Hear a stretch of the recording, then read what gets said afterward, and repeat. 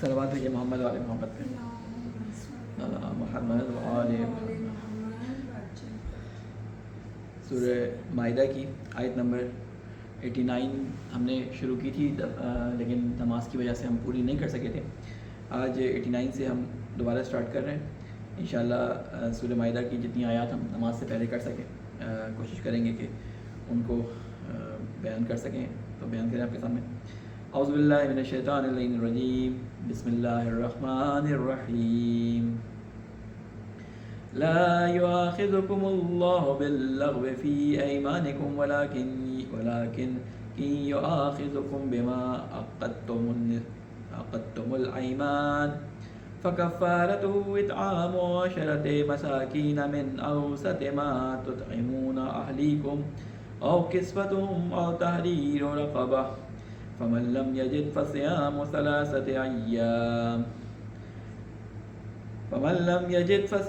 3 أيام ذلك كفارة أيمانكم إذا حلفتم واحفظوا أيمانكم كذلك يبين الله لكم آياته لعلكم تشكرون۔ يا أيها الذين آمنوا إنما الخمر والميسر والأنصاب والأزلام رجس من عمل الشيطان فاجتنبوه لعلكم تفلحون۔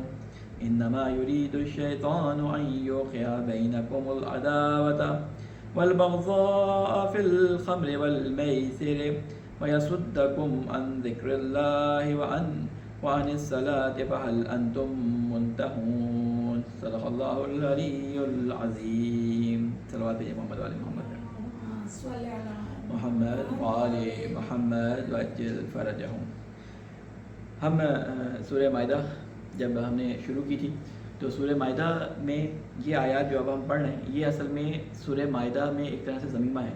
میں نے سورہ آل عمران میں اور سورہ بقرہ میں آپ کو، سورہ نساء میں اور سورہ آل عمران میں آپ لوگوں کو بتایا تھا کہ بعض دفعہ اللہ تعالیٰ ایک سورہ کو جب بیان کرتا ہے تو سورہ بڑا طولانی مدت تک چلتا ہے، کیونکہ سورہ بقرہ بہت بڑا ہے، سورہ نساء بھی بہت بڑی ہے، اسی طرح جو بڑے سورہ ہیں تو ان کی ڈیوریشن نازل ہونے کی بہت زیادہ تھی، تو بعض دفعہ لوگوں کے ذہن میں کچھ سوالات پیدا ہوتے تھے، تو اللہ تعالیٰ جو باتیں ان کے ذہنوں میں پیدا ہوتی تھیں تو جب سورہ کمپلیٹ ہو جاتی تھی، سورہ کا مضمون کمپلیٹ ہو جاتا تھا تو اسی سورہ کے آخر میں اللہ تعالیٰ ان کے جوابات کو بیان کر دیتا تھا۔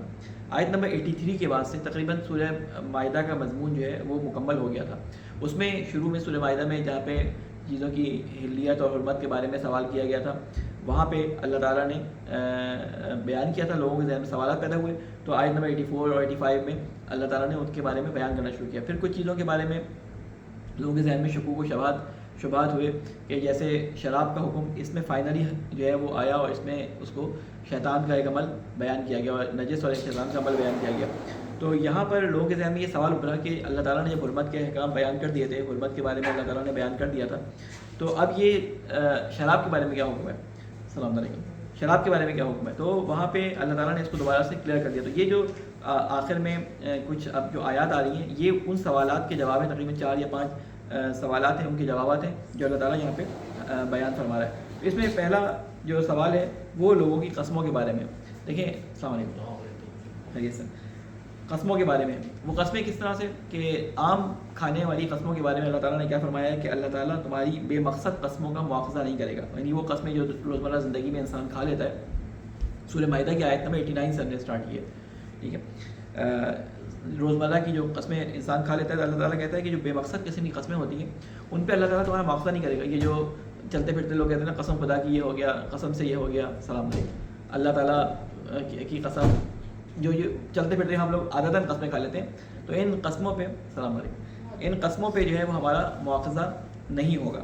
تو اس لیے اللہ تعالیٰ نے جو ہے وہ یہاں پہ کہا کہ عام قسموں پہ مواخذہ نہیں کرے گا، لیکن ان قسموں پہ جو تم نے جان بوجھ کے کھائی ہیں یا جن کے اوپر تم نے اپنے دل کو سیریس کیا ہے اور جدی جسے کہتے ہیں، وہ تم نے قسمیں کھائی ہیں، ان پہ تمہارا مواخذہ ہوگا۔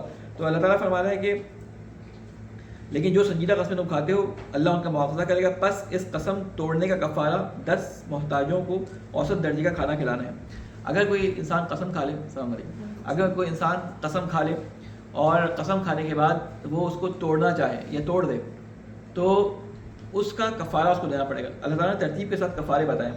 سب سے پہلے اگر انسان کسی کے ساتھ یا اپنے آپ سے کوئی قسم کھا لیتا ہے کہ میں فلاں کام جو اللہ تعالیٰ نے حلال کیا ہے اپنے اوپر میں حرام کر دیتا ہوں مثال کے طور پہ, یا میں کہتا ہوں یہ کام میں نہیں کروں گا, اللہ کی قسم کھا کے کہتا ہوں, لیکن پھر میرے ذہن میں آتا ہے کہ یہ میرے لیے ممکن نہیں ہے. میں نے قسم کھا لی کہ میں ہر سال زیارت پہ 40 پہ کربلا جاؤں گا, یا ہر سال رجب میں عمرہ کروں گا.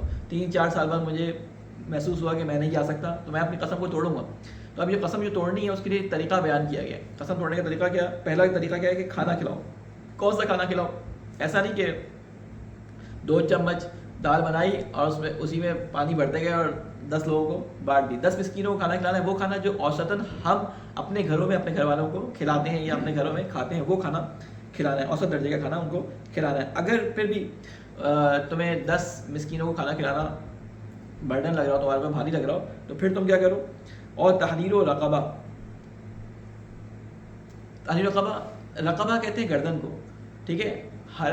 تحریر مانے آزاد کرنا, یعنی کسی کی گردن کو آزاد کرنا. اس زمانے میں غلام ہوتے تھے, جیسے کسی کو غلام, اس زمانے میں ترجمہ اس کا کیا ہوتا تھا کہ غلام آزاد کرنا, لیکن یہاں پر ترجمہ کیا کریں گے, کسی کی گردن کسی مشکل سے چھڑانا. کیونکہ آج کل کے زمانے میں تو غلام ہوتے نہیں ہیں, تو کیا آج کل کے زمانے میں یہ آیت امپلیمنٹ ہوتی ہے نہیں ہوتی؟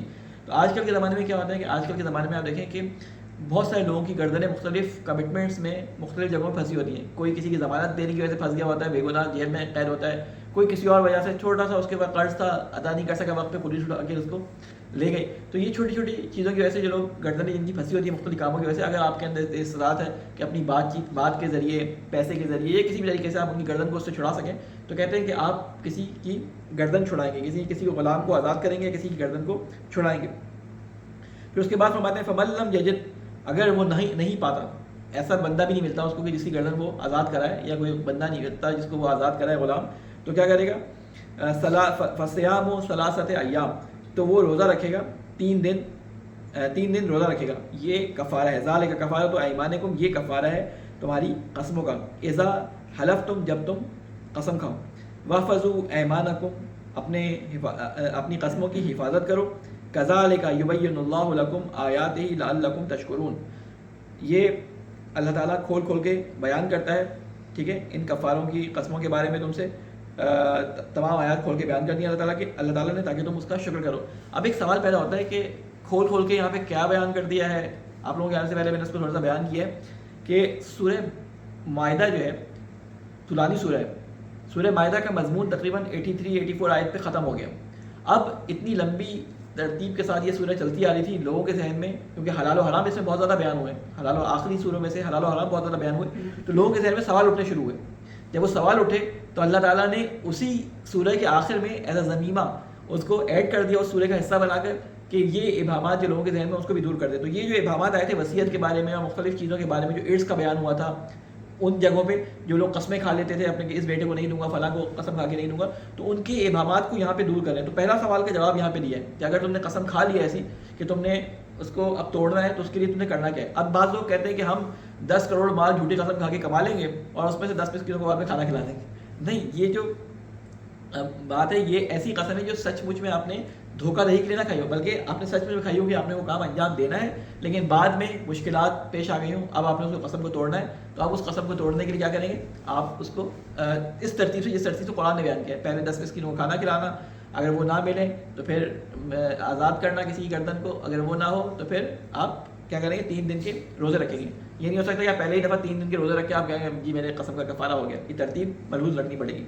پھر اس کے بعد اگلی آیت میں اللہ تعالیٰ بیان فرما رہا ہے, اب وہ جو کھانے پینے کے بارے میں کہا تھا کہ ہم نے کچھ چیزوں کو حرام قرار دیا ہے, تو لوگوں کے ذہن میں شکوک و شبہات پیدا ہوئے تھے کہ اللہ تعالیٰ نے کہا تھا کہ ہم نے تمہارے لیے حرام قرار دیا, مثلا سور کے گوشت کو, فلاں مردار کو, وہ ساری چیزیں شروع ہیں سورہ مائدہ کے بیان ہوئی تھی.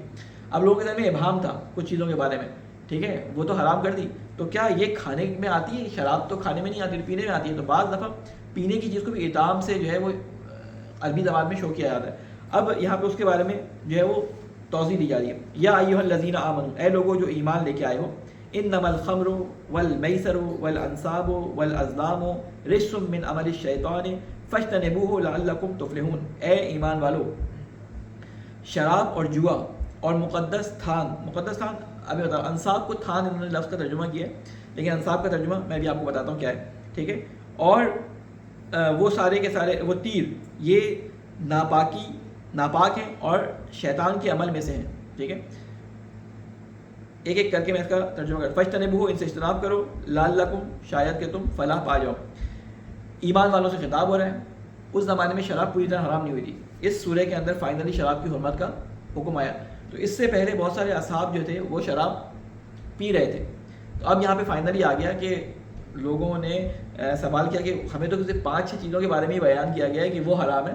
ٹھیک ہے, تو یہاں پہ اس کے بارے میں کیا حکم ہے, جوئے کے بارے میں, شراب کے بارے میں تفصیلی حکم کہ آیا واضح طور پہ یہ حکم آ گیا اللہ کی طرف سے. تو اللہ نے کہا کہ اللہ یہ شراب جو ہے اور جوا جو ہے اور یہ جو انصاب ہے, انصاب کہتے ہیں نصب کرنا کسی چیز کو. اس زمانے میں بت لکڑی کے پتھر کے نصب کیا جاتے تھے کسی جگہ پہ, السلام علیکم, کسی جگہ پہ نصب کیے جاتے تھے تو ان کو انصاب کہتے تھے. وہ چیزیں جو گاڑی جاتی تھیں پوجا کے لیے, مختلف چیزوں کے لیے, ٹھیک ہے, ان کو انصاب کہتے تھے. ازلام وہ تیر ہوتے تھے جن سے وہ قراکشی یا فال نکالا کرتے تھے. ٹھیک ہے, وہ تیر اس زمانے میں کیا کرتے تھے, تیر پھینکتے تھے گوشت کے اوپر, اس کا حصہ تقسیم کرنے کے لیے لوگوں کے درمیان, یا مختلف قسم کے تیروں کے ذریعے وہ جو ہے وہ السلام علیکم تیروں کے ذریعے وہ فال نکالا کرتے تھے. تو اللہ تعالیٰ نے کہا یہ سب چیزیں حرام ہیں. اس کے بعد اللہ تعالیٰ فرماتا ہے, ایک صلوات پہ جمع مدار محمد,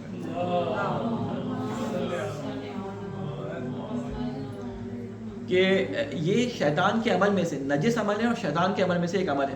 بعض لوگ سوال کرتے ہیں کہ شراب کی حرمت کے بارے میں قرآن مجید میں کہیں لکھا نہیں کہ شراب حرام ہے. ٹھیک ہے نا, ڈائریکٹ شراب کے حرام ہونے پہ کوئی لفظ قرآن مجید میں نہیں ہے. بعض لوگ جو اپنے لیے راہ نکالنا چاہتے ہیں تو کہتے ہیں شراب کی حرمت کے بارے میں تو قرآن میں ہے نہیں, آپ لوگ کیسی خواہ میں کہتے ہیں کہ شراب حرام ہے. اللہ تعالیٰ نے کہا ہے اس کے قریب نہ جاؤ, یہ نہ کرو, وہ نہ کرو. یہاں پہ حرام کا لفظ سمجھیں. حرام ایک لفظ ہے کسی ممنوع چیز کو بیان کرنے کے لیے. کسی چیز کی ممنوعیت کو بیان کرنے کے لیے بہت سارے الفاظ عربی زبان میں موجود ہیں. جب اللہ تعالیٰ کہہ رہا ہے کہ یہ شیطان کے اعمال میں سے اور نجس اعمال میں سے ایک عمل ہے, تو یہ بتا رہا ہے کہ یہ اصل اللہ کی پسند میں سے نہیں ہے, اللہ کا پسندیدہ عمل نہیں ہے. تو کہتا ہے کہ اس سے دور رہو. اور اس کے بعد فرماتے ہیں کہ انما یرید الشیطان ان یوقع بینکم العداوہ, کہ شیطان تو بس یہ چاہتا ہے کہ وہ شراب اور جوئے کے ذریعے, ٹھیک ہے, تم سب کے درمیان جو ہے وہ عداوت اور دشمنی پیدا کر دے. شراب اور جوئے کے ذریعے عداوت کیسے آتی ہے؟ دیکھیں, شراب کو خمر سے تعبیر کیا گیا. خمر کیسے کہتے ہیں؟ خمر کہتے ہیں ڈھانپنے والی چیز. آپ جب سورہ نساء پڑھیں گے یا دوسری سوروں کے اندر, جیسے سورہ نور کے اندر جہاں پہ پردے کا حکم آیا ہے, وہاں پہ کیا ہے کہ لفظ خمور آیا ہے. ٹھیک ہے, اپنے خمور کہتے ہیں وہ چیز جو سر کو ڈھانپ لیں. ٹھیک ہے, وہ چیز جو سر کو ڈھانپ لے. خمر جب انسان شراب پیتا ہے تو وہ ڈھانپ دیتی ہے انسان کی عقل کو, اس لیے اس کو خمر سے جو ہے تعبیر کیا گیا. ہر وہ چیز جو انسان کو نشہ پہنچائے وہ کس میں ہے؟ شراب حرام کے حکم میں آتا ہے, کیونکہ اللہ تعالیٰ کے نبی کی یہ حدیث ہے کہ کلو مسکرن حرام و کلو مسکرن خمر. یا امام صادق سے ایک اور روایت ہے کہ فما اسکر کثیرہ فقلیلہ حرام, کہتے ہیں ہر وہ چیز جس کی کثرت حرام ہے اس کی قلیل مقدار بھی حرام ہے. یہ جو بعض لوگ سوال آ کے کرتے ہیں کہ مولانا 0.253% جو ہے وہ الکوہل شامل ہے دوائی کے اندر, کھانسی کی ڈاکٹر لکھ کے دی, کیا کریں؟ جس چیز کی کثرت حرام ہے اس کی ایک قطرہ بھی حرام ہے. وہ 0.25 بھی جائز نہیں ہے, دوائیوں کے اندر عموماً ملی ہوتی ہے. تو شراب جو ہے وہ کسی بھی صورت میں ہو, چاہے وہ آپ کو نشہ پہنچائے یا نہ پہنچائے, اس کی تھوڑی مقدار بھی حرام ہے. بعض لوگ کہتے ہیں کہ ہمیں نشہ اتنے سے نہیں ہوتا, اس کا مطلب یہ نہیں کہ ان کو اجازت مل جائے گی شراب پینے کی. نہیں, شراب اللہ تعالیٰ نے حرام قرار دیا اور رجس ناپاکی میں اس کو قرار دیا. اللہ تعالیٰ فرماتا ہے کہ شیطان اس کے ذریعے سے کیا چاہتا ہے. کہتے ہیں جوئے میں انسان کیا ہوتا ہے کہ جب شراب پیتا ہے تو اپنی عقل کھو بیٹھتا ہے, عقل کھو بیٹھتا ہے تو وہ ایک دوسرے کی عزت و ناموس کا خیال نہیں رکھتا. اور جوا کیا ہوتا ہے؟ جوئے کے اندر دشمنی پیدا ہوتی ہے. دشمنی کیسے پیدا ہوتی ہے؟ ایک انسان جس نے پیسہ کمایا ہوتا ہے وہ جوئے کے اندر جب ہار جاتا ہے تو اس کی دشمنی سامنے والے شخص سے ہو جاتی ہے خود بخود آٹومیٹکلی, کہ اس کا سارا پیسہ جو اس نے محنت سے کمایا تھا وہ ایسی کھیل میں لے گیا وہ. تو اللہ تعالیٰ کہتا ہے شیطان چاہتا ہے کہ اس عمل کے ذریعے, شراب کے ذریعے اور جوئے کے ذریعے کیا کرے, وہ تم لوگوں کے درمیان عداوت پیدا کر دے, دشمنی پیدا کر دے. والبغضاء, اور تمہارے دلوں میں ایک دوسرے کے خلاف بغض ڈال دے. فی الخمر والمیسر, کس چیز سے؟ شراب سے اور جوئے سے. وَيَصُدُّكُمْ عَنْ ذِكْرِ اللَّهِ, اور روک دے تمہیں. یہ صد کہتے ہیں, صد باب آپ نے لفظ سنا ہوگا, وہ صد کہتے ہیں روکنے کو. ٹھیک ہے نا, یا تمہیں روک دے کس سے؟ اللہ کے ذکر سے. اللہ کے ذکر سے روکنے کا ذکر کیوں آیا ہے؟ کیونکہ قرآن مجید میں ہی ایک آپ نے آیت پڑھی ہوگی کہ جس میں اللہ تعالیٰ فرماتا ہے کہ وذکر اللہ اکبر، کہ اللہ کا ذکر ہی سب سے بڑی چیز ہے. اور پھر نماز کے لیے اللہ تعالیٰ نے کیا فرمایا؟ اقیم الصلاۃ لذکری، یعنی نماز بھی ذکر کے لیے پڑھی جاتی ہے. یہ جو کہا جاتا ہے نا کہ اللہ کے ذکر سے دلوں کو سکون ملتا ہے، تو ہر عبادت جو ہے ہمیں ذکر کی طرف لے کے جاتی ہے. ذکر کا مطلب یہ نہیں کہ زبان سے کوئی الفاظ دہرانا، ذکر کا مطلب یہ ہے کہ ہر وقت خدا کی یاد دل میں رہنا. یعنی آپ کوئی بھی کام انجام دیں، آپ کے مد نظر خدا کی ذات اقدس ہو کہ ہم یہ کام جو انجام دے رہے ہیں اس کا جواب دے ہم خدا کے سامنے ہیں. تو کہتے ہیں یہ ذکر سے دور کرنا، اللہ تعالیٰ کی یاد کو انسان کے دل سے نکالنا، یہ وہ شیطان کے اولین کاموں میں سے ایک کام ہے. وہ چاہتا ہے کہ شراب اور کس کے ذریعے؟ جوئے کے ذریعے اللہ کی یاد سے تمہیں دور کر دے. پھر اس کے بعد اللہ تعالیٰ فرماتا ہے وَعَنِ الصَّلَاةِ، اور نماز سے تمہیں دور کر دے. فَهَلْ أَنْتُمْ مُنْتَهُونَ، سوال کیا اللہ تعالیٰ تو کیا تم باز آ جاؤ گے؟ یعنی اللہ تعالیٰ نے ڈائریکٹ حکم نہیں دیا کہ تم باز آ جاؤ. کہتے ہیں کہ یہ ساری چیزیں میں نے تمہیں بتا دی کہ اتنا برا کام ہے، اتنا نجس کام ہے، اس سے دشمنی پیدا ہوتی ہے، شیطان یہ چاہتا ہے، اور شروع میں ان کی حرمت تمہارے سامنے بیان کر چکا ہوں. تو کیا تم باز آ جاؤ گے یا ابھی بھی باز نہیں آؤ گے؟ یہ اللہ تعالیٰ تحدید والے لہجے میں استفہام کے ذریعے جب امر کیا جاتا ہے، استفہام امر استفہامی کہلاتا ہے. یہ اس کے ذریعے امر کیا جاتا ہے، یعنی بہت سخت لہجہ اللہ تعالیٰ استعمال کرتا ہے. اس میں اللہ تعالیٰ نے جو چیزیں ذکر فرمائی ہیں ان میں دو لفظ آپ نے سنے، انصاب اور ازلام. اس کے بارے میں تو کسی کو سوال نہیں ہے. انصاب کہتے تھے ان بتوں کو یا وہ چیزیں جو گاڑ دیا کرتے تھے، ان کی عبادت کیا کرتے تھے، کسی جگہ پہ گاڑ کر اس کی عبادت شروع کرتے تھے. لکڑی کی ہوتی تھی، وہ کبھی پتھر کی ہوتی تھی، کبھی لوہے کی ہوتی تھی، ٹھیک ہے. اور ازلام وہ تیر ہوتے تھے جس سے یہ فال نکالا کرتے تھے. یہ سارے کام وہ اللہ تعالیٰ نے ممنوع قرار دیے.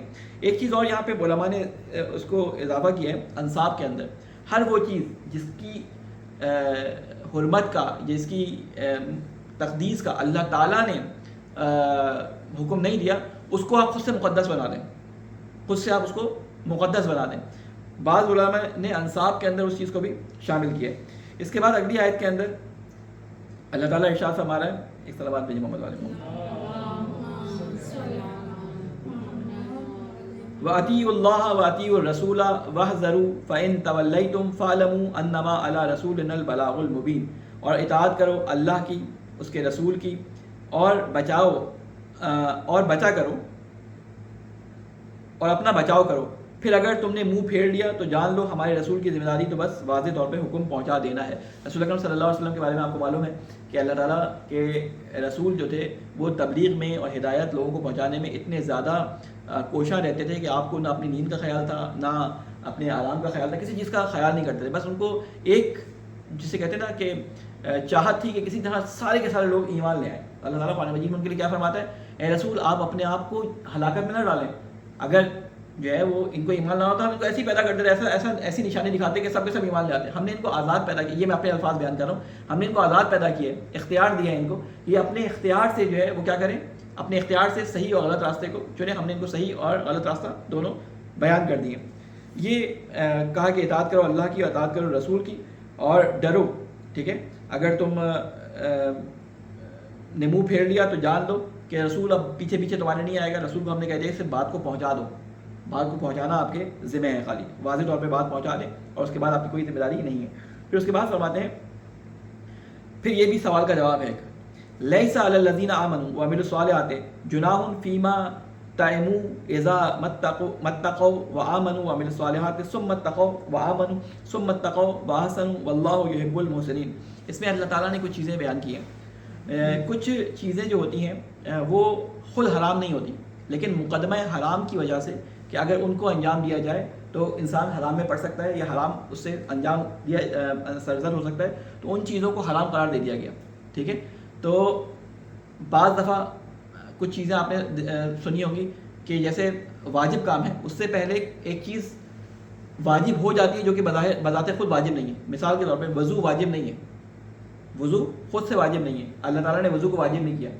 اگر کوئی بے ہوش ہے، کوئی کوما کے اندر ہے، تو اس پہ وضو واجب نہیں ہے. وضو کب واجب ہوتا ہے؟ جب انسان کو نماز پڑھنی ہو یا کوئی عبادت والا کام انجام دینا ہو، اس وقت وضو کرنا ہوتا ہے.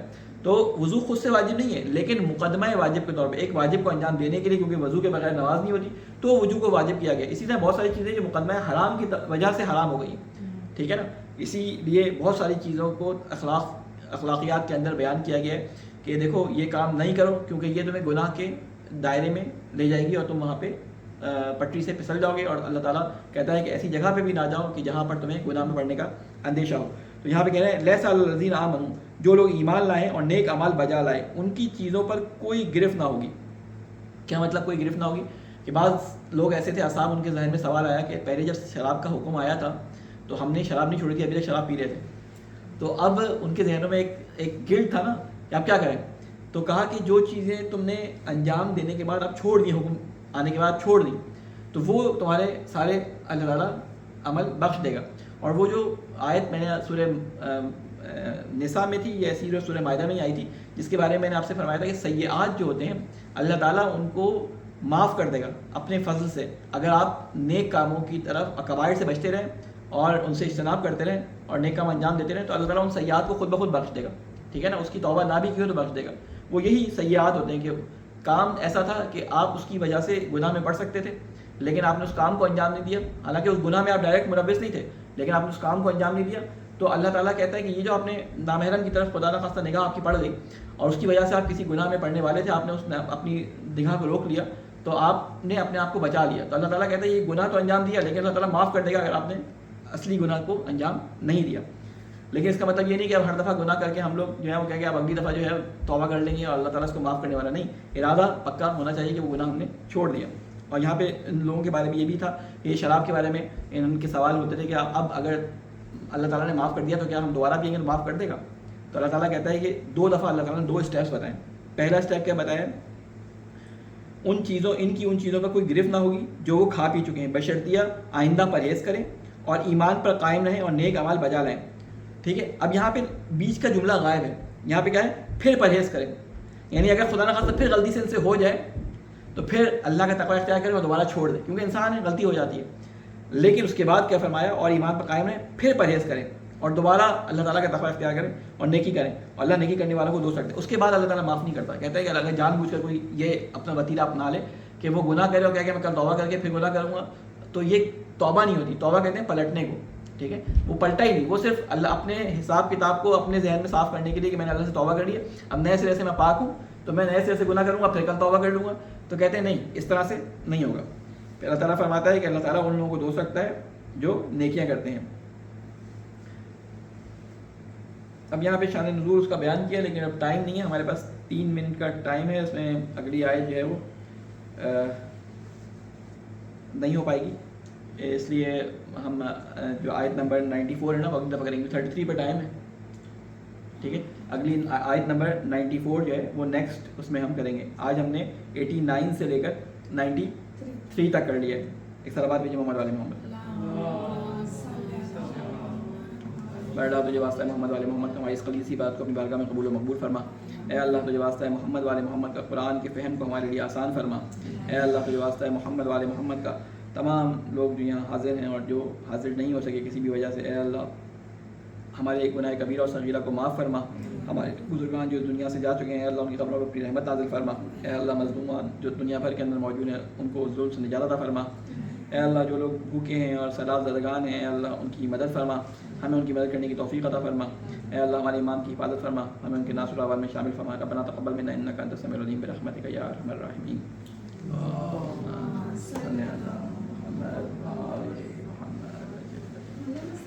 جی، یہ جو قرآن میں آج آپ نے ذکر کیا کہ قسم